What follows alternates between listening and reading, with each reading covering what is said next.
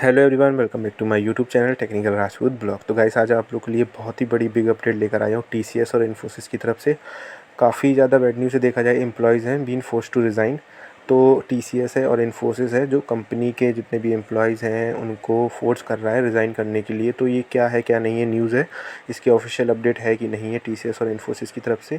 और फ्रेशर ये वीडियो ज़रूर देखें क्योंकि उनके लिए बहुत ही ज़्यादा हेल्पफुल है। और रिज़ाइन क्यों करवा रहे हैं क्या नहीं करवा रहे हैं तो यहाँ पर मेंशन है, ये टाइप की न्यूज़ आई हुई है।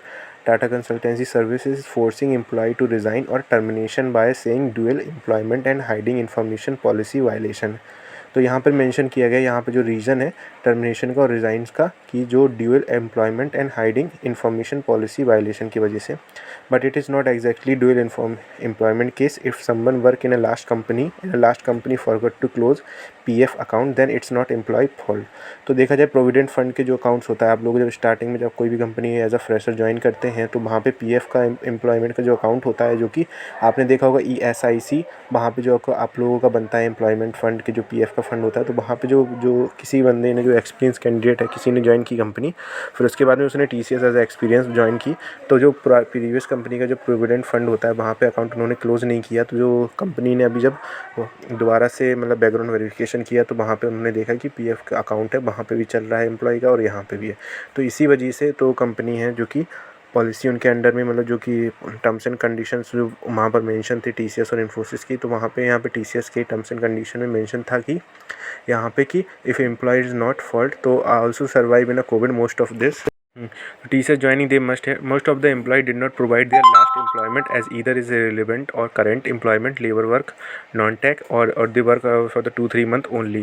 TCS now terminating and forcing to resign because market is down and they got some valid reason for the background check failure and to terminate. But during the COVID market in boom and they need to workforce as they hire in bulk and not check the BGC properly, they might know the ignored and they was used in the future. Why all this question raising to now? Because of the terminating employee after 2 years of joining, company got every single information related to EFO account when they credit first month salary. They how to PF account are the amenities and overlapping employment last account.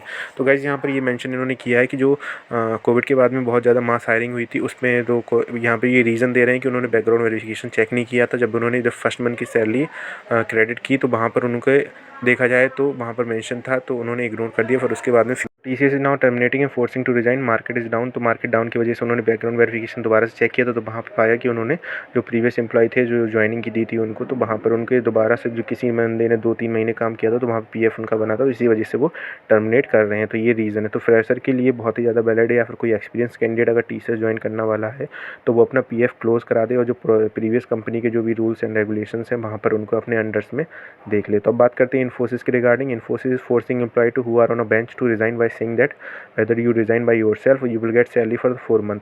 तो यहाँ पर ये भी बहुत बड़ी गलत information, तो गलत नहीं है पर ये न्यूज़ है हमारे ये लिंक्डइन पर सब कहीं डली हुई, ऑफिशियल अपडेटेड है। हाँ, इन्फोसिस रिज़ाइन कर रहा है पर ये बहुत टाइम से रिज़ाइन, मतलब जो कैंडिडेट थे वहाँ पर फोर्सफुली उनको बोल रहा है रिज़ाइन करने के लिए। ये न्यूज़ हमारी देखा जाए तो मैंने एक वीडियो डाला था मई में, जो कि मैंने ये बताया था कि इन्फोसिस ने जो कि मतलब इन्फोसिस और विप्रो ने वहाँ पर मतलब फोर्सफुली बोला था कि कैंडिडेट को आप लोग रिज़ाइन कर दें और नहीं तो आप लोगों को 4 महीने की सैलरी मिलेगी, पर सैलरी भी देना बंद कर दिया था वहाँ पे और इट विल बी टर्मिनेट और you will not get anything. मतलब आप लोग 4 महीने तक आप लोग सैलरी मिलेगी, पर उसके बाद में उन्होंने कोई भी सैलरी देना मना कर दिया। Many resign thinking that they will be get salary 4 month but they haven't given at that also. पर उन्होंने बोला था कि 4 महीने तक आपको सैलरी मिलेगी, पर उनकी सैलरी भी नहीं मिली और बेंच पर उनको प्रोजेक्ट एलोकेशन भी नहीं हुआ, जिसकी वजह से कंपनी ने सभी एम्प्लॉयमेंट को टर्मिनेट कर दिया उस टाइम पे। अब इस टाइम पे भी ये दोबारा से प्रोसेस स्टार्ट हो गई है क्योंकि कंपनी के पास प्रोजेक्ट नहीं है, बिजनेस रिक्वायरमेंट की वजह से उनके पास कंपनी है जो कि लॉस में चल रही है। पर when this companies can't bring project they terminate the employ without thinking twice. Some media are saying working 70 hours is good. तो ये भी इन्फॉर्मेशन सही है। तो सबसे इंपॉर्टेंट बात ये है जो कि डिजिटल और निंजा के जितने भी टीसीएस के कैंडिडेट हैं, अगर उनकी ज्वाइनिंग हो रही है एज अ फ्रेशर तो ठीक है उनके लिए। अगर कोई भी एक्सपीरियंस कैंडिडेट अगर ज्वाइन करने वाला है तो सबसे पहले गाइस आप लोग अपना जो भी पीएफ है वो भी अपना करा लें क्लियर।